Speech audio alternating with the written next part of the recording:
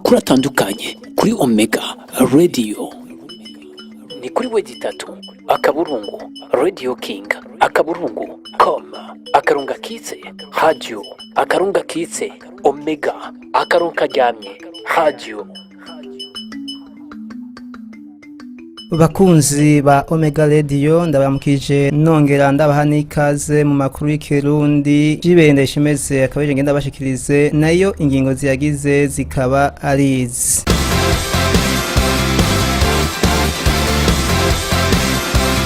Muri gwa rukurikirane rwo guterera umugwi w'umupira w'amaguru intamba mu rugamba, uyu munsi mukuru wa FFB yakiriye intererano y'ayandi mashira hamwe 9 bikaba vyabereye muri Martina Hotel. Ku ntwaro y'ababirigi imbere yuko Uburundi buroswa intaye kwikukira, abarundi bari barembejwe n'Ikimoko, Amakuru n'ibindi bikorwa bakoreshwa ku gitugu. Ibi bikaba bivugwa n'umukurambere Musa Muki, umutama yiboneye ibitari bike. Muri aya makuru twabiteguye. Umuririmbyi Nimbona Jean Pierre batazira kidumu arahamagarira abaririmbyi muri rusangi ko bo kwiyubaka bakabakarorero mu bindi bihugu. Muri aya makuru nyene twabiteguye. Nayo ayavugwa mu makungu twaza kubayagira ayavugwa muri Afrika y'Epfo, muri Mali no mu Bufaransa. Reka ndabibutse ko muri kumara dukurikirana kuri wezi 3 akaburungu Radio King akaburungu.com akarango gakitse radio akarango gakitse Omega akarango kajyamye radio akarango kajyamye rimwe mukanya idonido ryano makuru. Ushobora kuba uri umukozi w'Imana utegura ibikorane byawe. Ushobora kandi kuba uri umuririmbyi ufise ibiteramo wifuza gushira habona. Ushobora kandi kuba uri umunyengabire wifuza kumenyekanisha amareresi n'ibindi uri kurakora. Omega Radio irabigufashamo. Wifuza kumenya ingene wobikora? Twandikire ku nimero 71 390 294 canke 76 565 ubusa 81 tukumenyeshe uko bikora. Omega Radio, yes araza vuba. Omega Radio, Jesus is coming back soon.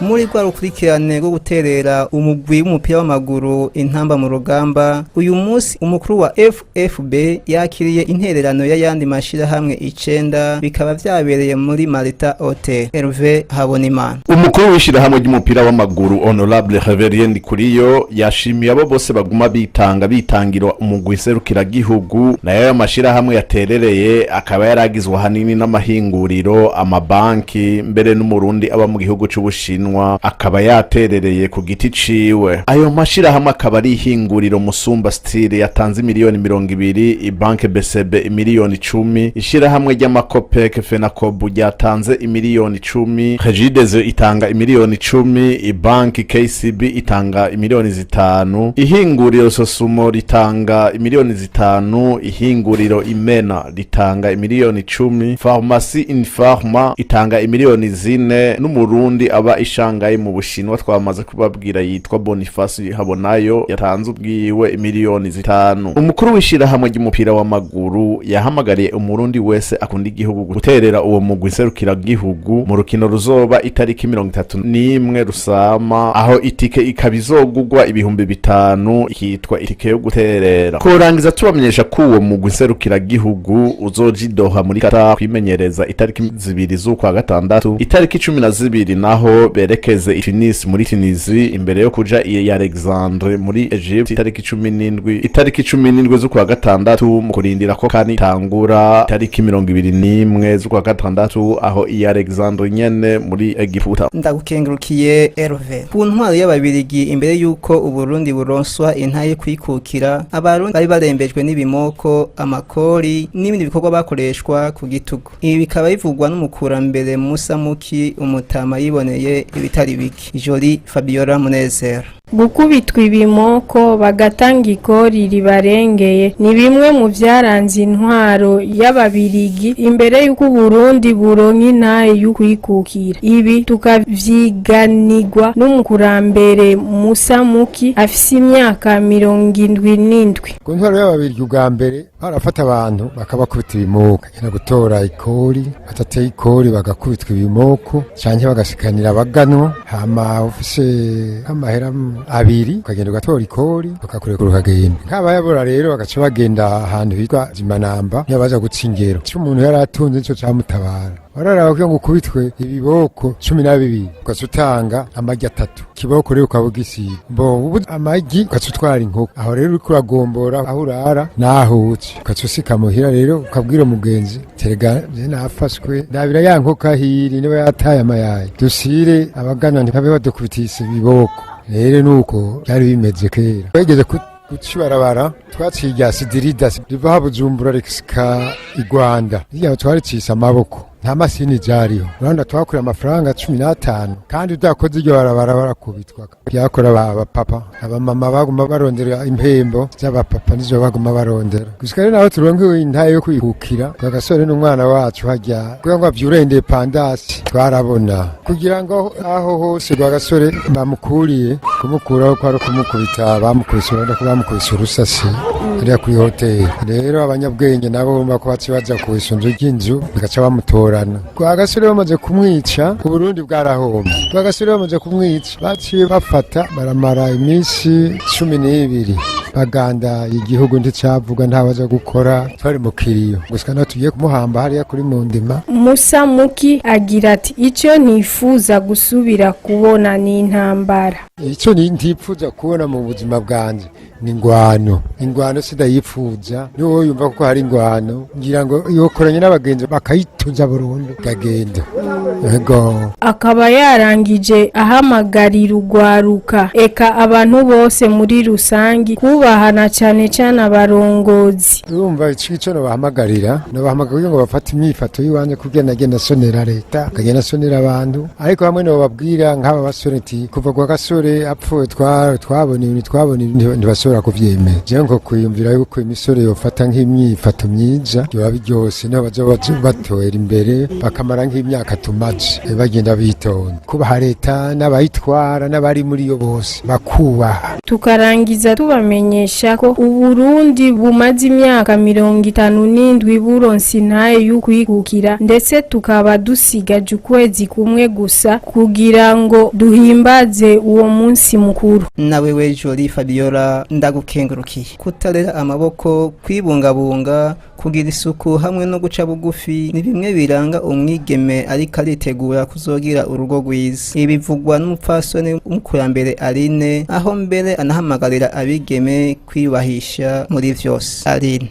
musanzwe kugira umukobwa yitegurire kubaka urugo agomba kwitegura na cane ko ingo z'ubu ni ingo zigoye. Ingo z'ubu utegeza kwitegura d'abord kubijanye n'akazi. Umukobwa ategeza kwitegura mu bijanye n'akazi kubera ko ushira gushika mu rugo ugasanga umugabo arashomereye ugasanga umugabo ubuzima surtumuba nko mu gisagara ari gusanga ibintu adashobora kwishobora wenyene ukagitera intambwe naho mukumufasha mu buzima bwanjye bwa misi yose. Ca kabiri naco nibaza ko umukobwa kugira azogira urugo ruhire rwiza ategezwa kwibungabunga akabungabunga umubiri akiyubahisha kugira none n'ubwo rugo agiyemwo azokubaho na cane akirinda bimwe bituma umukobwa atubahwa nk'ubusambanyi ingeso mbi ugushira isoni ubujyajya ububeshi akirinda ibintu bimwe kameme bituma atazokubaha mu rugo azobamo. Ica gatatu nibaza yuko umukobwa yorangwa n'indero Kristo na cane kuko uri umukristo uraba ufise ikikugira muri wewe ufise Saint Esprit ikugida mu bintu bimwe hari ibintu bimwe mudashobora guhengamira ariko uri umuntu utagira ikikugera birakugora. Ariko rero ahanini umukobwa mwiza n'umukobwa yubaha n'umukobwa w'urukundo n'umukobwa w'igishika yakira abantu neza mu bugwa neza no mu ndero idasanzwe. Kigira kane nibaza yuko umukobwa agomba kurangwa no guca bugufi agaca bugufi mu bintu byose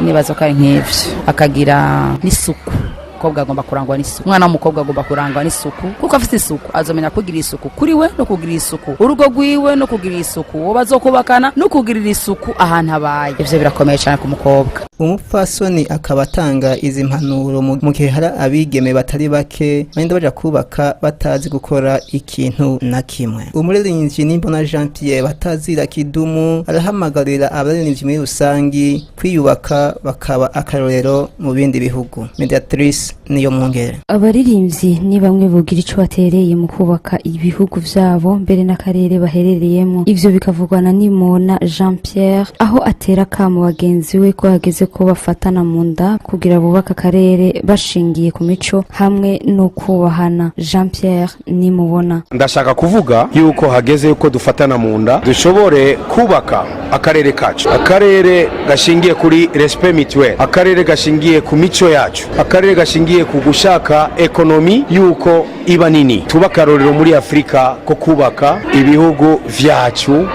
kugira ngo biba karorero kwisi yose. Bijya bihugu vyari hasi mu myaka iheze, ariko ubu nivyo biko bitanga isomo ku bindi. Tukarangiza tubamenyesha ko Jean Pierre nimubona yabandanije asaba ko abaririmbyi boshira hamwe ingufu mu kubaka Afrika na cane cane y'ubuseruko. Ndagushimiye Mediatrice.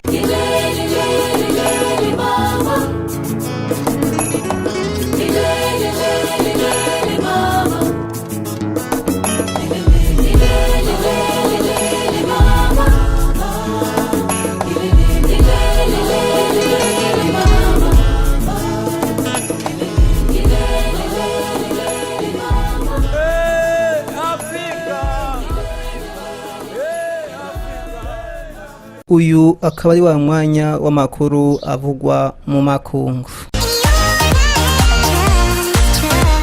Reka aya makuru avugwa mu makungu tuyahere mu gihugu ca Afrika y'Epfo.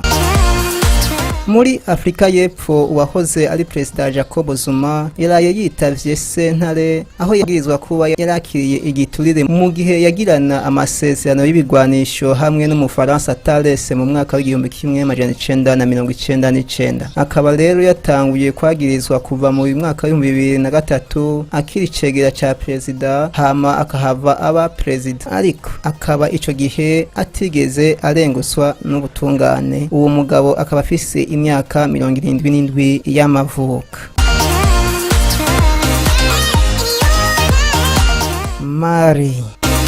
Muri Mali havugwa uwagiye guhagararira amahoro muri ico gihugu yishwe Itombogutu hamwe na batatu bakomeretse Itesalite. Umunyamabanga mukuru w'ishamwe mpuzamakungu ONU Antonio Guterres akaba yateye ivyatsi ubwo bisha bwirasiye ingabo zagiye kugarukana amahoro muri Mali. Akaba rero yahojeje igihugu ca Nigeria hamwe n'umuryango wabuze. Umunyamabanga mukuru wa ONU akaba rero yasubiye gushikira ubwiyunge bwa ONU n'abanyagihugu hamwe na leta ya Mali, kandi bakazobandanya baharanira amahoro n'umutekano.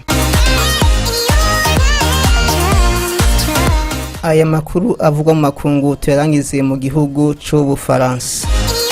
Ngo urudandazwa rw'ibiyovyabwenge rudasanzwe rwoba guhagaritswe hagati y'Ubufaransa na Espagne nkuko bishikirizwa na France Bleu Herald. Ngo amatohoza yatanguye mu gihe haraswa amasasu Igrabel impande ya Montpellier mu kwezi kwa Rusama mu mwaka wa 2018. Ico gihe abantu babiri bakaba barakomerekejwe nayo masasu yarashwe n'abantu babiri baciye bahunga, nayo imodoka yabo ikaba yafashwe yatobaguritse ku birometero bitari bike irimwo ibiro 12 vy'urumogi bita cannabis. Amatohoza akaba yaheze aho abantu 25 ba France hamwe n'abo muri Espagne batawe muri yombi, nayo abatohoza bakaba basatse inzu 37 aho bashoboye gutora ivyo biyovyabwenge, amafaranga, ivyambagwa byo gushaza hamwe n'imodoka 200 zo kwiryohera.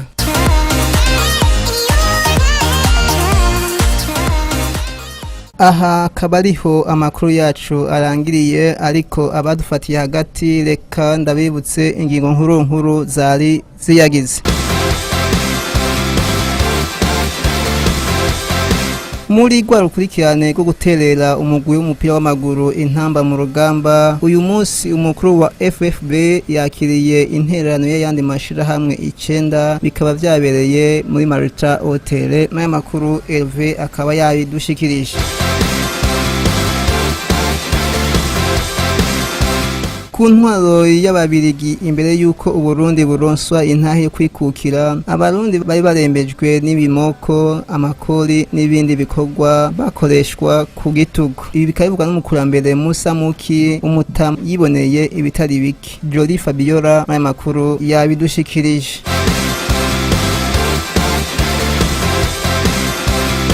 Nayo mu makungu twabwiye ayavuga muri Afrika y'Epfo muri Mali hamwe no mu Bufaransa.